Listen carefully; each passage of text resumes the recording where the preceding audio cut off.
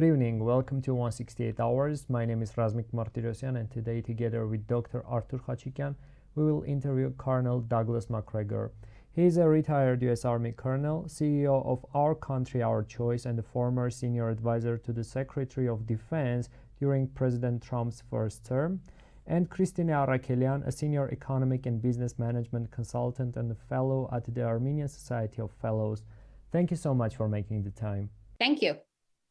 Sure. Since our previous conversation, there have been different developments in Armenia in the region, and the most recent topic of discussion in Armenia is the Armenian-American Strategic Partnership Charter. Pro-government circles in Armenia suggest that it will ensure U.S. security for Armenia, though this is not stated in the charter. So what are your thoughts about this? As far as I can tell, this particular agreement is sort of a warm and fuzzy document that expresses happiness and goodness to all sides and promises in fundamental security terms nothing. So there is no strategic trigger that would bring the United States to the aid and assistance of Armenia, which I had the impression was the goal of the Armenian delegation. So I think all of Armenia, every Armenian listening to this, excuse me, should keep that in mind, and that would be my focus. So look, it's a pretty meaningless document, okay? And it just needs to be said that it's not even an agreement to agree. It's just purely aspirational, okay? There's no teeth in it. It's quite meaningless. I think one of the biggest problems that Armenia has right now is Armenia is unable to define its own interest in the region, okay? What are Armenia's interests, all right, in the Caucasus and in Central Asia, other than Crossroads for Peace, which, by the way, nobody knows what it means, okay? We've been talking about Crossroads of Peace now for some period of time, and literally no one knows what it means other than it stands for peace, okay? That's basically like me saying I'm for flowers or I like the color blue. I don't know what it means, okay? Armenia needs to talk the language of national interest. What are your interests? The Trump administration is going to work with countries on the basis of their articulated national interest. If Armenia cannot work with the United States on those terms and wants to talk about amorphous things like Crossroads of Peace, or talk about things like we have a strategic partnership that has no meaning, they're missing the boat, okay? The thing that is incoherent about the Pashinyan administration at this point is that on the one hand, Pashinyan talks about real Armenia and the need to get real, but he has no articulated interest in the region, okay? So those two things basically cannot be reconciled. Okay, if he actually were talking about a real Armenia would have real interest that people actually understand what it means. So what are some of the interests that the United States has that are going to be important in the next Trump administration?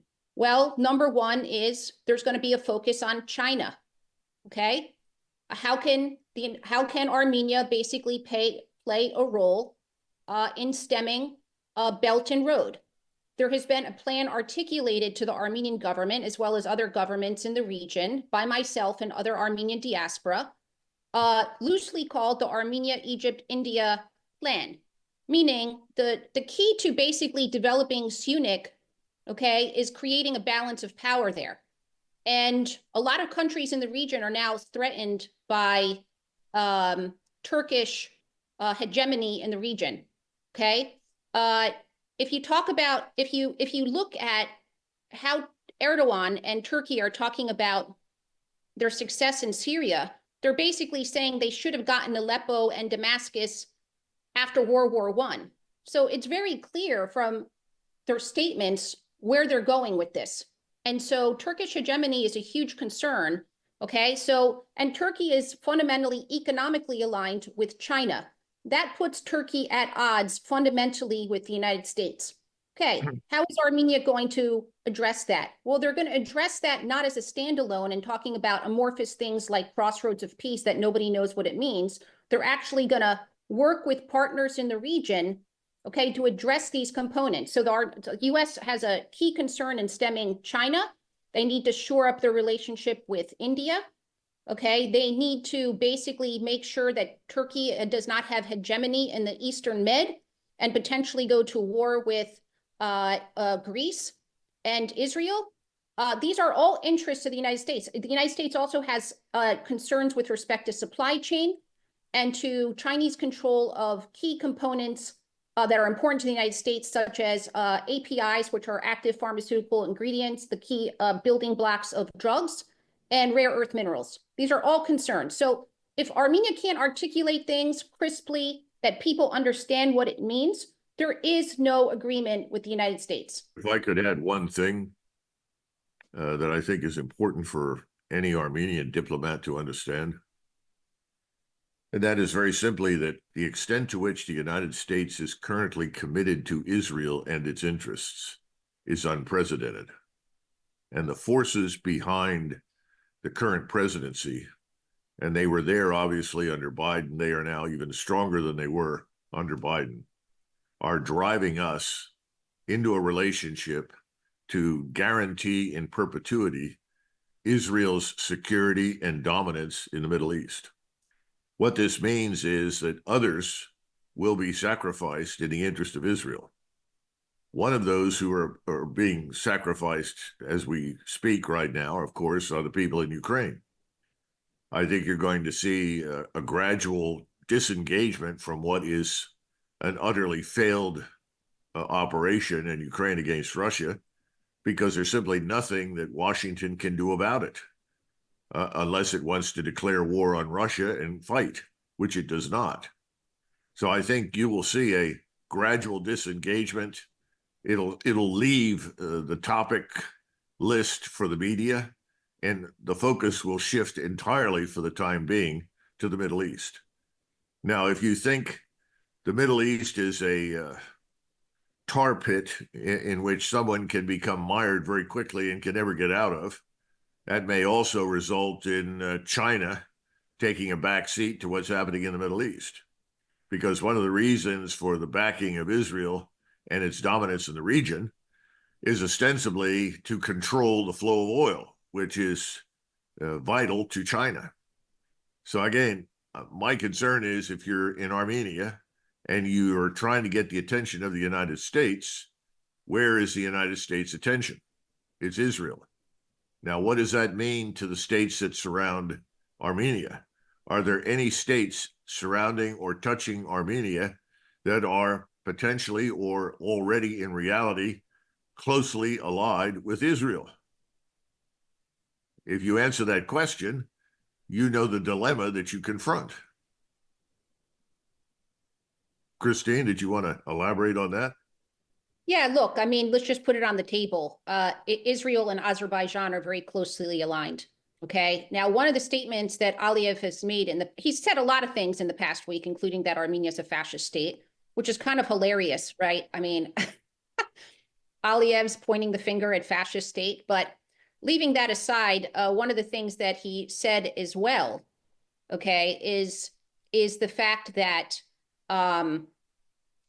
he is very keen on the Zangezur corridor. And what he said is that the first Trump administration was very pro-Azeri, okay? And he said Biden basically made a mistake because Biden was pro-Armenia. And he's looking forward to a second Trump presidency in which Azerbaijan's interests are properly considered and prioritized relative to Armenia. So while Armenia is coming out with effectively a meaningless agreement with the United States, Aliyev is reasserting strategic core interests of importance to the United States, which include that corridor, Zangezur, okay, and which include basically an alignment with Israel, okay? Where's the United States going to fall, all right, if conflict breaks out between Azerbaijan and Armenia, when Armenia has articulated no core interest vital to the United States. Okay, so this is where things stand at the moment. And look, Azeri lobbyists are very active in Washington, D.C., as well as Turkish lobbyists, and command a superior position in terms of access and voice to the administration. I think one of the things we discussed also on our last call is the fact that the U.S. already has named an ambassador to Turkey. They've not named an ambassador to Armenia, meaning even at this point, Turkey has preferential access, okay, to the United States and has the ear of the administration. So this is where things stand. And this is very, very detrimental to Armenia. Now, do I think Armenia needs to do some things vis-a-vis Israel? Yeah, I do. There are interests in the region that are not hostile to Israel per se, but seek to have some type of balance with Israel. And namely, that is Egypt. And I think Egypt's interests have been overlooked to date.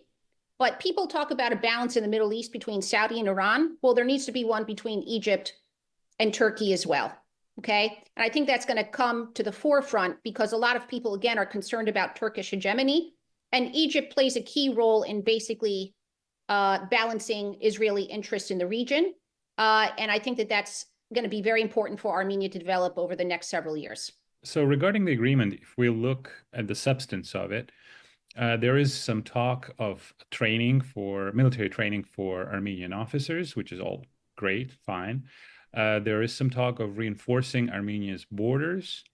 I haven't heard anything in terms of security guarantees or any kind of a military alliance whereby America would use any resources, military or otherwise, if Armenia were to come under attack.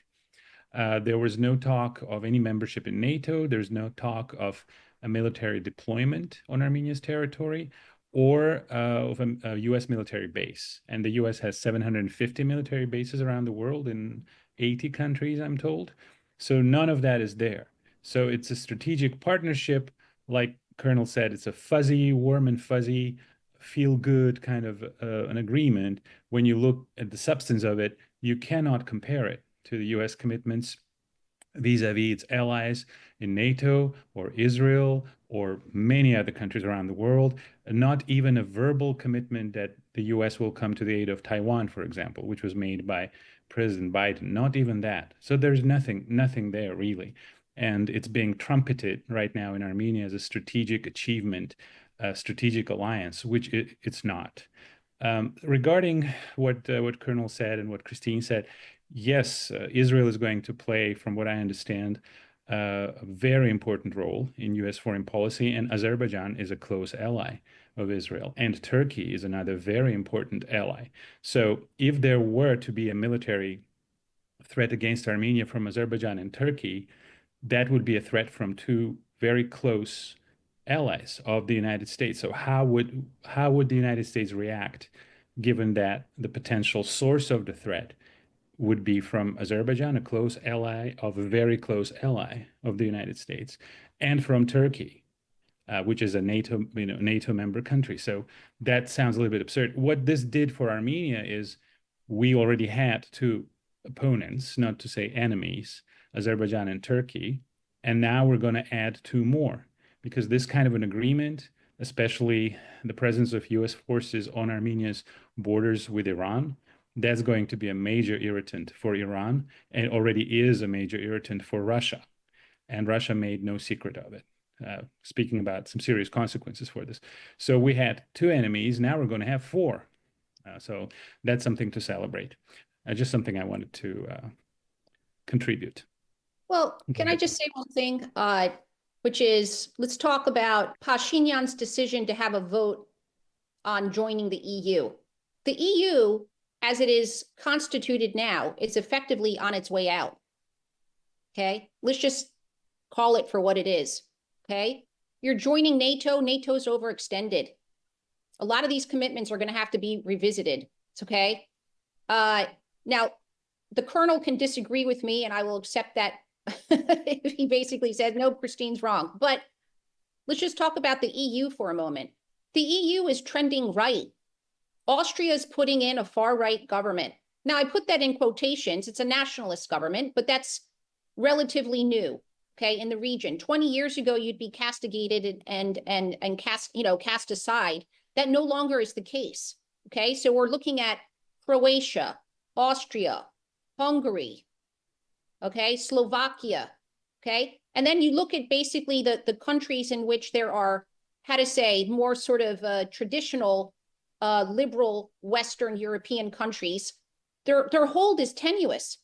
Starmer basically has very low approval ratings. Le Pen, even though she's not currently in power, is ascendant. Take a look at the upcoming election. I don't think that AfD will win the election, but I think in Germany, but I think AfD is ascendant, okay? So Armenia is fundamentally not aligned, not just with the countries surrounding it, they're not aligned with the trends that are happening in the world today, which is nationalist agendas are being asserted across the globe, okay? They're just out of sync, okay? So by the time you have this vote on the EU is going to look very differently, because the idea that countries are just going to indefinitely go along with, for example, elections being nullified, like in Romania, or basically, Slovakia paying 4 times the price for oil and gas than they otherwise would if they could import Russian, oil and gas. This is not sustainable, okay? There's no solution for Moldova right now. They cut the gas line and off. What are these people supposed to do? Okay, so at the end of the day, like, this is just fundamentally not sustainable. Even Ukraine, we talk about guarantees for Ukraine. The Polish government has been blocking Ukrainian economic integration into the West for some period of time because they don't want to compete. So at the end of the day, what have they really put on offer for Ukraine? Nothing. This is a major PR stunt in Armenia now. This ecstasy over potential membership in the European Union. Do you see Armenia being allowed to sell its agricultural products, its cognac that we're not going to call cognac, call it brandy, and Colonel, you would know. So do you see the French taking off their Beaujolais and Bordeaux and Saint-Emilion and Sancerre, and there's another one I like very much, taking all those bottles off the shelf, and the Italians taking over their Montepulciano and Chianti, and the Spanish people and the Danish and the Poles taking their products off the shelf and putting the Armenian products on that shelf? Do you see that happening? I mean, how does the EU work? Aren't there quotas? Aren't there quotas that are given to each country to fill the market? Well, there are very complex agreements negotiated between countries to get them to cooperate, obviously. And you're asking an important question. I would go a step further. First of all, I think nationalism is on the rise everywhere, largely because the globalists who've been controlling the European Union and increasingly NATO have delivered failure on a spectacular scale. I mean, what's important in every country? Security and prosperity. What have they delivered? Insecurity and economic ruin. So it's over. It's dead man walking. Where does that leave Armenia? We got to come back to that. Do you join a dying entity or organization, or do you look at the states within the EU who are ultimately going to go independent early? In other words, Austria is one. I think Germany is another.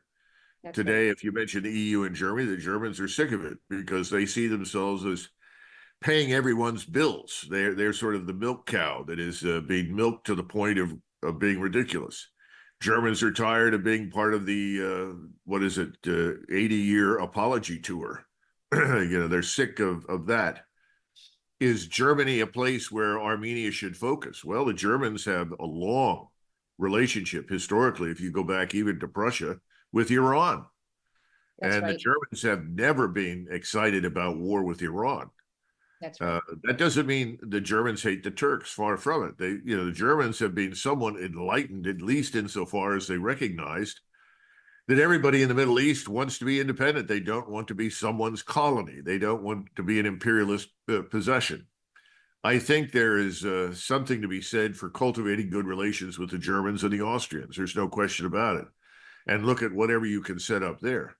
But the more immediate issue is still, what do you do about the Turkish issue? The double envelopment by 2 Turkish states that have an interest in sharing a border through this corridor. what can be done. You cannot defeat them militarily if they decide to do what they want to do. That's clear, that's unambiguous. We, that is the United States, cannot intervene in a timely manner to assist you. Now, who can do something for you? Well, for the moment, the Iranians can't do a great deal because they're worried about themselves and preparing themselves for the inevitable war that's coming. And by the way, when you look at this so-called ceasefire agreement, it's absolutely temporary. Now, the question is, how long will it last? Now, Christine thinks it'll last 6 weeks because that's the first phase. It might, but if you listen to the great luminaries here, like Ben Shapiro, another prominent spokesman for Israel, it's very temporary. It is only going to last as long as it takes to get the remaining hostages out. But at the same time, Israel has a permanent interest in the destruction of Iran. We have long-standing arrangements and cooperation with Israel vis-a-vis Iran. It's all air and naval power.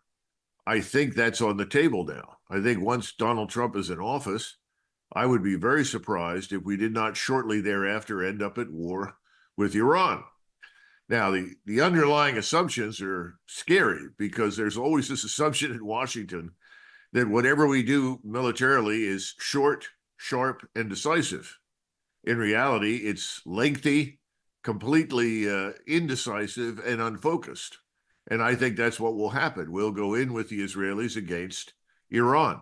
Now, when that happens, what does Armenia do? Because undoubtedly, Azerbaijan will provide a platform for attack against Iran. Well, then that also should be viewed against the backdrop of Russian national interest. It is not in Russia's national interest for Iran to be destroyed by us and by Israel. So that sets everyone up for a larger confrontation, which I don't think people in Washington understand. And that confrontation is very, very likely. And behind Russia stands China. China has a whole range of interests, and we should not exclude India from consideration. Not that I would expect the Indian armed forces to show up tomorrow morning to fight on shoulder to shoulder with Iran. But, you know, India's relations with us have not been very good of late. It's been very problematic. You can talk about that in greater detail than I can. But I was shocked, and I'm talking about Christine, I was shocked to discover that India doesn't currently have an ambassador in the United States. And I asked an Indian colleague what's going on, and he said, well, no one sees the point in having an Indian ambassador here. So why bother replacing him? That's a scary thought, given the size of India. Again, this is the whole problem with the West. We see everything through the lens of our own greatness, power, and influence. We fail to see these large and powerful states, China, India, Persia, as coming back into play as great powers that rest on the foundation of civilizations that are more ancient than our own. So instead of treating them as mature and capable forces on the world stage, well, we tend to ignore them, or we diminish them or minimize them. So I think all of these things come into play once again for Armenia. You know, you've got to chart a course through navigating through these difficult waters around the rocks. Now, I don't know how to do that. It is tough. No one is here to tell you there's a simple formula. But one thing is for sure, you want to practice economy of enemies. That means don't make enemies that you don't need to have, and try to make friends wherever you possibly can. And if you can look for a compromise in that corridor that allows for the passage east-west or north-south of goods and services, then I would do it. And I wouldn't look to the United States to intervene to make the deal for you or to sweeten it in some way. And I go back all the time when I talk to people about the disaster of 1939, where the Poles were offered actually very good terms by the Germans. And a lot of people don't understand that at the time, Nazi Germany wanted an alliance with Poland, which they saw as very important to the future of Europe and to the future of conflict with Bolshevik Russia. The Poles very foolishly flew to London and got an agreement from Great Britain to do all sorts of wonderful things if they were attacked. And we all know what happened. Nothing. It was a catastrophe. It was a catastrophe for Poland. Turns out to be a catastrophe for Europe. And before the war is over, it's a catastrophe for Germany. So you got to be careful about your expectations. So where can you go? Where can you strike a compromise, however distasteful it may be, that provides at least for your sovereignty and independence?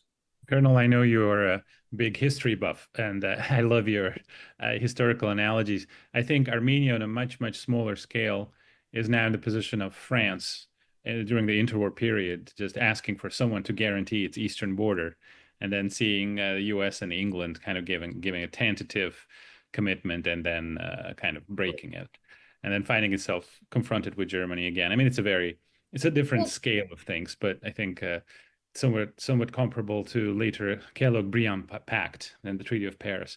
Anyway, going back to you, Christine and Razmik. Yeah, so I just want to touch on one of the points that Doug just made vis-a-vis India, okay? The United States has made a lot of mistakes vis-a-vis India, okay? One of the things that I noted to Doug when we met, maybe a week or two ago is the indictment of effectively the CEO of Adani Group. Adani Group is effectively a state-owned institution, maybe not in name, maybe not formally, but with strong links to the government. Okay. Now, what is Adani Group? Adani Group owns a lot of ports. They do deals all over the world. Adani Group is the group that's effectively pushing back on China's so-called string of pearls. Okay, controlling ports, including in Pakistan, all over the region that basically threaten India's interest. Okay, so what does the U.S. do? The U.S. goes and indicts. The SEC basically said that there was securities fraud and indicts this guy. Okay, Kenya basically terminates one of Adani Group's port deals, thereby delivering a blow to India. In conjunction with this, the U.S. is intimating, not explicitly at this point, but Israel's quite explicit in terms of wanting to make attacks on Iran. Iran and India want to do a deal for the Chabahar port.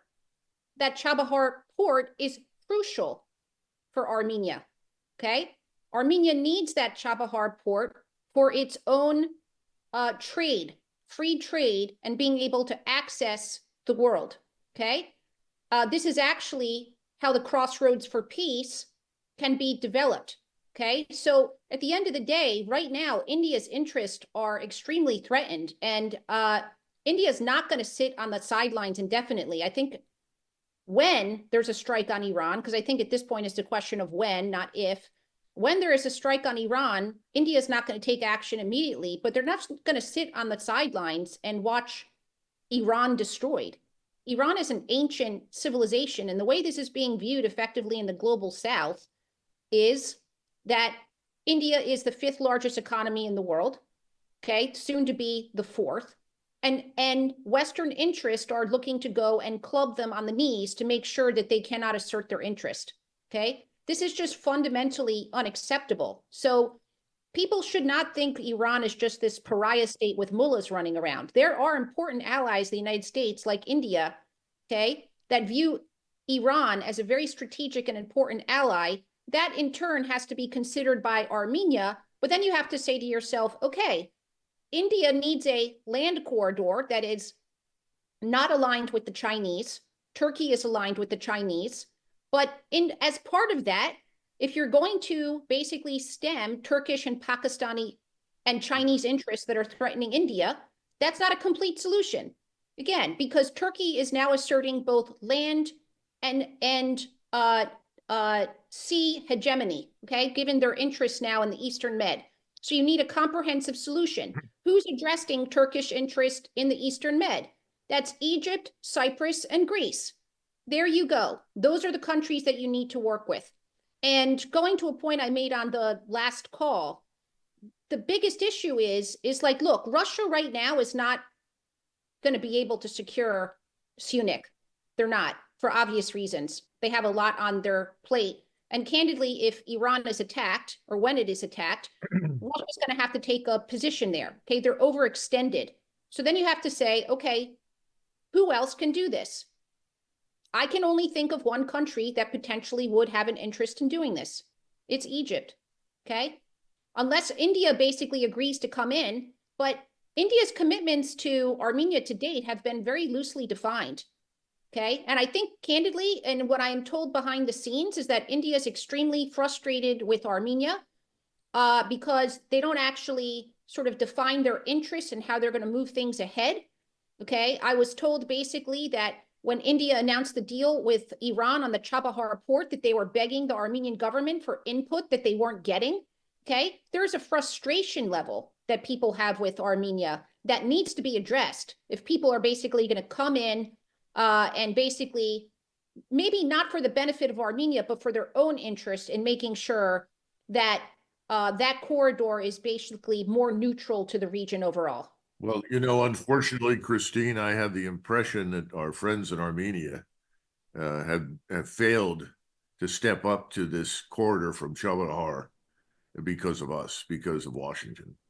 Washington regards everything and anything that happens without their input and approval as inherently antithetical to American interest.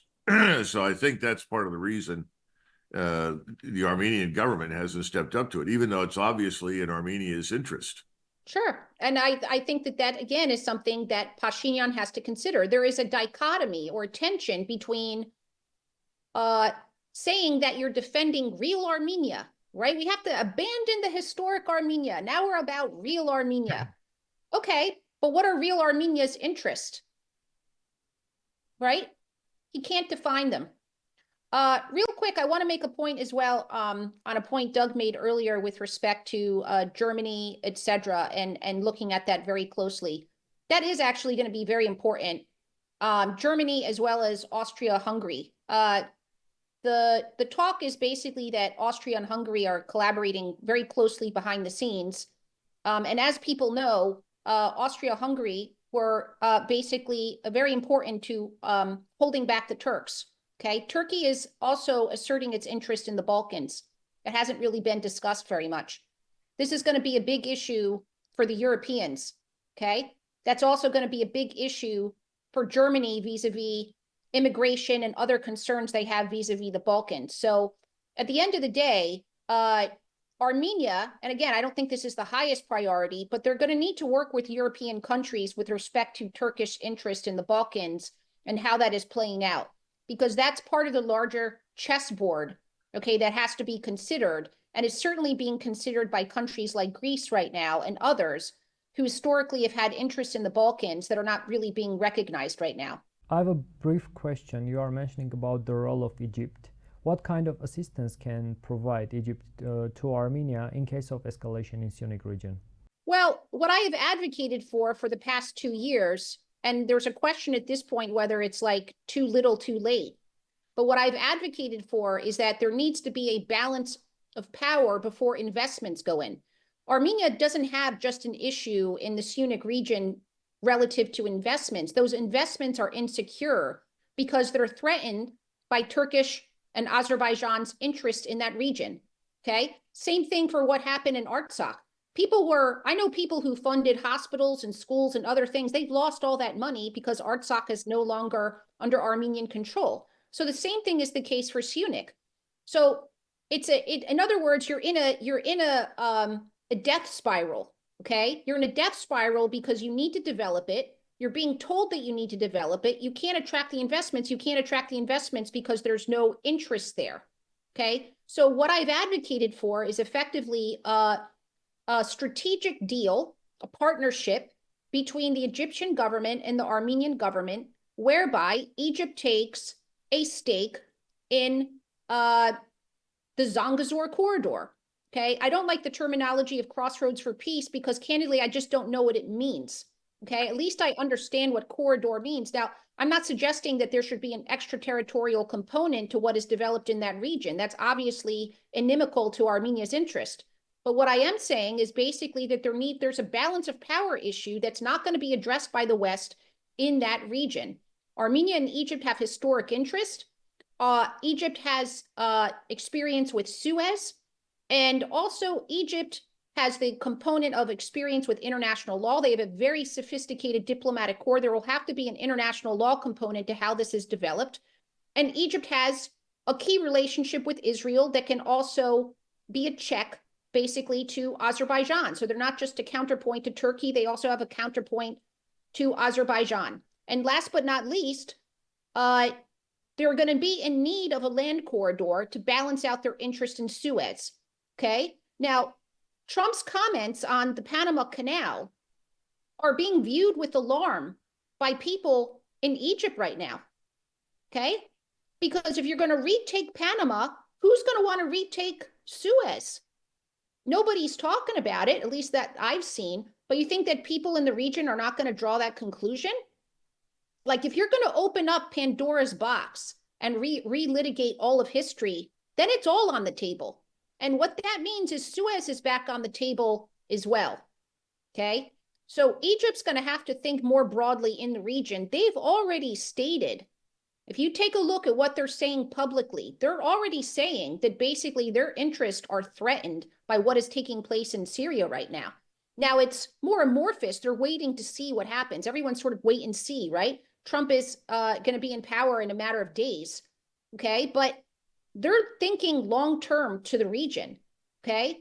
If Syria is ultimately controlled by the Turks, this is a threat to Egypt on a lot of different levels, okay? So they are going to need to assert themselves in a different way, as is Greece, as is Cyprus, as is some other countries basically are threatened by this. You know, Christine, I think you made some very important points. We should add a couple of other notes here. Everyone has seen this map of Greater Israel that our friend Netanyahu has flashed in front of the United Nations and across the globe. That includes the Sinai. That includes actually a portion of Egypt and the Suez Canal. That's Remember right. That in 1956, the British and the French and the Israelis collaborated to take Suez. Right. Eisenhower threw them out, pulled the plug on them financially. They had to get out. But that particular aspiration never changed. The 1973 war reversed that because Nixon did not see that it was in the interest of the United States for the Israelis to permanently control the Suez. He was interested in better relations with the Egyptians. And at the time, the Israelis decided it was better to be on good terms with Egypt than to be at war with them. Well, you can throw all of that out of the window right now because I don't think relations between Egypt and Israel have ever been worse than they are at this point. You can look at the Philadelphia corridor, what happened there recently. But Egypt has a difficult problem to deal with because Mr. Erdogan would very much like to include Egypt in his larger Muslim Brotherhood empire. And the Egyptians, obviously the people in power, are not interested in bringing the Muslim Brotherhood back to power in Egypt. So there's a natural disinclination for Egypt to cooperate with the Turks. And there's also good reason for the Egyptians to be permanently alarmed by and afraid of Israel.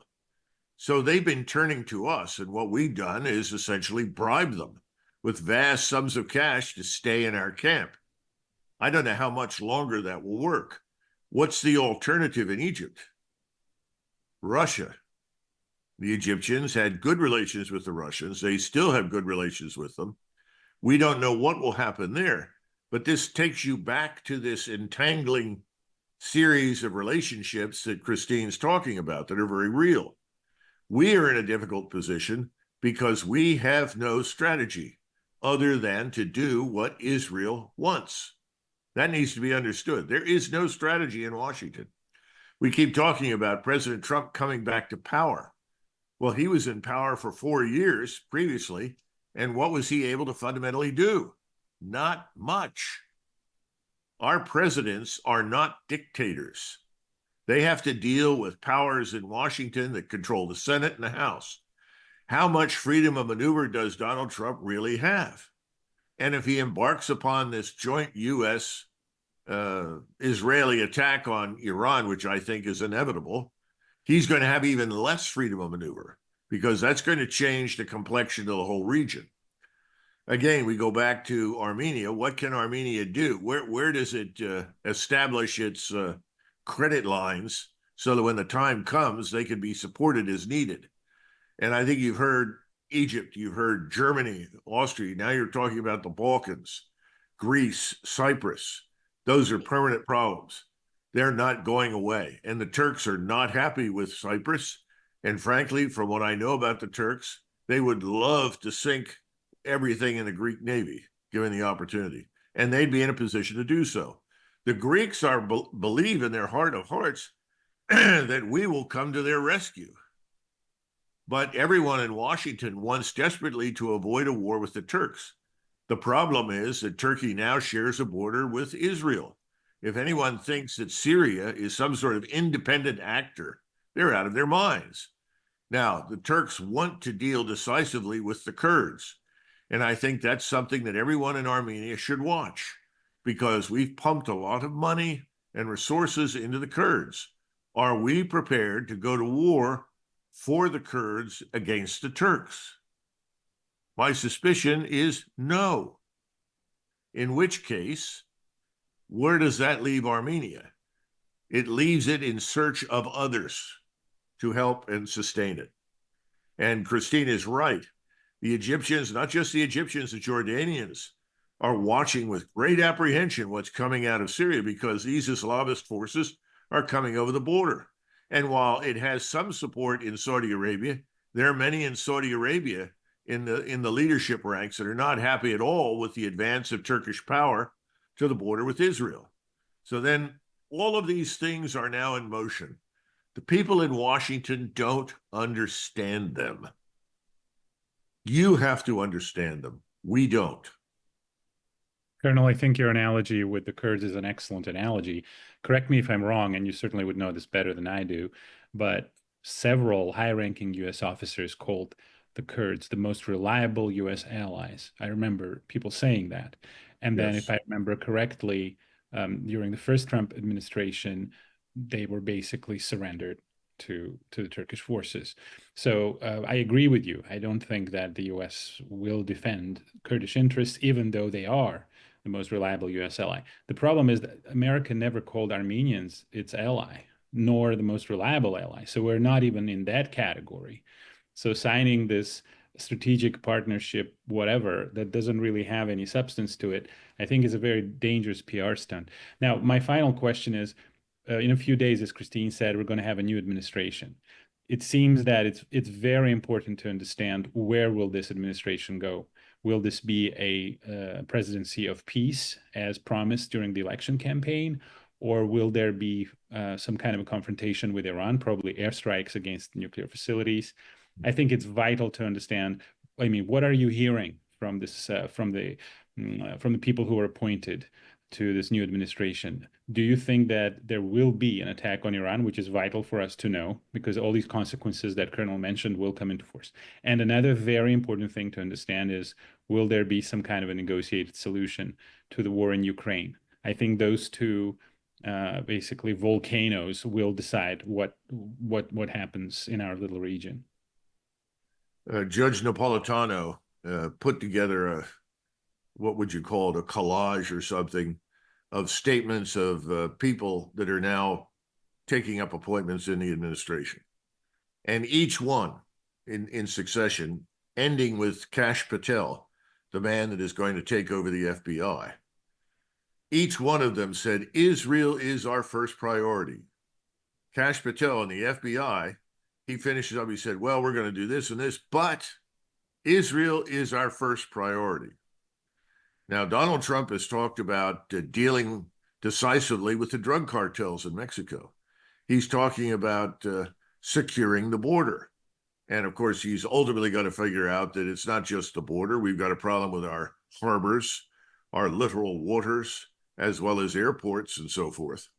How is he going to handle all of this and at the same time prosecute this war on behalf of Israel? If he's not prosecuting it directly, he's underwriting it and supporting it. And that presupposes that Russia is weak, is poorly led, has been ravaged by this war, and can do nothing. That's just not true. The war in Ukraine is effectively over. The Russians aren't taking losses. Ukrainians are losing thousands every day, every week, every month. So the Russians are quite capable of taking on additional responsibilities. They've already done it in Iran. They've got Russian pilots on the ground training Iranian pilots, but I suspect that if we go after Iran, we'll find ourselves up against Russians who are in those aircraft that are of Russian manufacture but have Iranian flags on them. We faced that before in Korea. We faced it in Vietnam. There were always Russian pilots there. That's not all. You've got this enormous air defense complex. And we don't know how effective it is because, frankly, we've been propagandized for years to believe that the U.S. Air Force is invincible, invulnerable, and invisible. It's not. So that should be an interesting experience. And then, of course, there are the capital ships sailing in the Indian Ocean, the Red Sea, and the Mediterranean. How will they fare? I don't know. And then this supposition about the Turks that they'll stay on side for Israel's benefit. Will they stay on side for Israel's benefit if the Iranians ultimately unleash their missile power and demonstrate that they can reduce vast territories in Israel to ashes? In other words, we can't predict any of these things. All sorts of things can happen, but I don't see people thinking anything through in Washington. So the only thing I tell people like you, Armenians, is that you've got to do the thinking, because you're not going to run into anybody in Washington who's thinking through any of it. They're myopic. They're looking in one direction. Israel, Israel, Israel. That's it. Well, and let me just add something to that. What Doug said is spot on, but there's another thing too that's part of their vernacular, which is we need to win. We need to win. Yeah. We need to win. Regardless of whether that works long term or not, a win. So prime example of this is the so-called ceasefire now between Israel and Hamas. Okay. Is it going to last? No. I was listening last night to analyses of the so-called agreement. It's effectively an agreement to agree. There's no guarantors. There's no supervision. It's all basically the two parties sort of implementing it themselves, not guided with other parties, etc. There's no enforcement mechanism, meaning it's meaningless. All of Hamas's all the items that are of importance to Hamas are back-ended. Everything for Israel's front-ended. That tells you everything you need to know about whether that is going to work or not. Okay? So, but again, it doesn't matter because now it's a win. Okay? It's the same thing with basically this so-called strategic agreement signed between the US and Armenia. Doesn't matter if it works or not. It's a win. Now I have a photo. So what's the next priority for this administration? Oh, we need Abraham Accords. We need an agreement between Israel and Saudi. And I debated this with somebody very close to the inner circles. We'll just leave it at that. And I said, fundamentally, I don't think it's going to do anything for the Middle East, because what the US is effectively communicating to the Middle East, okay, is that as long as Saudi, Israel, UAE, and a handful of other countries are making a lot of money and aligned with India, the rest of the Middle East can go to pot. Where does it leave Egypt? Where does it leave Iraq? These are the major population centers, okay? It's amazing what happened to Iraq. Baghdad was like one of the crown jewels of the Middle East. So was Damascus, okay? People want that historic Middle East where these ancient civilizations were to reemerge. That's actually what people want. So what people are talking about in the region is basically Sykes-Picot is going to unravel. Meanwhile, in DC, there's this naive notion that they're going to get to pick and choose winners and losers and who gets Abraham Accords and who doesn't, and that's going to work out for them. And it's not. It's going to be a colossal failure. People want to go back to pre-Sykes-Picot, not in the sense that there's Turkish hegemony or there's other colonial interest in the region, but in the sense that it's one cohesive region in which different parties can get along and agree and have a cohesive framework. If the US isn't putting that on the table, coming out with wins, like Abraham Accords is going to do very little for not only the region, but for US interest. People are sort of tired of it. So I think that this thinking in DC of winning and losing and spinning things and PR, it's got to go out the window, because fundamentally, Trump is going to be in power for 4 years, not 4 months. Okay. So at the end of the day, if you're not putting something together that makes sense for the US long term, you have no win. And you can have all your advisors in the world tell you that the pinnacle of success in the Middle East is Abraham Accord between Israel and Saudi, and it's not, because it excludes too many other people and interest in the region. Yeah, I think Christine has just touched on something that's very important, that everyone who looks at the United States from afar needs to understand. George Kennan, and I'm sure you're familiar with George Kennan, once wrote that he was of the opinion that much of what we did, if not everything that we did in foreign affairs, was designed for consumption at home. In other words, we were doing things overseas to look a certain way that made the American population feel good about itself. I mean, we do have an acute case of national narcissism, but it has to be fed to some extent. And so you're into this win problem that's very real. And things can be called wins that are absolutely irrelevant to us or even damaging. And the media can spin it as a win. I mean, we've been down that road many, many times. So that's another danger. And I think this administration, given its media savvy, and it is media savvy, there's nobody that knows how to manipulate the American and Western media better than Donald Trump. That's something he really understands. And he tosses things out. And people say, oh my God, what is this? In a week from now, it may go away. Nobody cares. But he'll toss it out there and send the press scurrying in every direction. He does that very well. The problem is, in behalf of what strategy? And I'm telling you, there is no strategy other than Israel. Thank you very much, Colonel. Thank you very much, Christine. This was extremely useful, especially in the context of this discussion raging in Armenia now about this historic agreement that we signed, that there's a lot of hot air in it. But thank you so much. This was a great discussion, and we hope to talk to you at some point in the future. Thank you. Thanks, Arthur. Thank And you, God Colonel. bless Armenia. Thank Yeah, you. Okay, be well. I know you'd say thank you. I want to remind you that we had an interview with Colonel Douglas Macgregor and Christine Arakelian. Thank you so much for watching this interview. Don't forget to subscribe to our channel.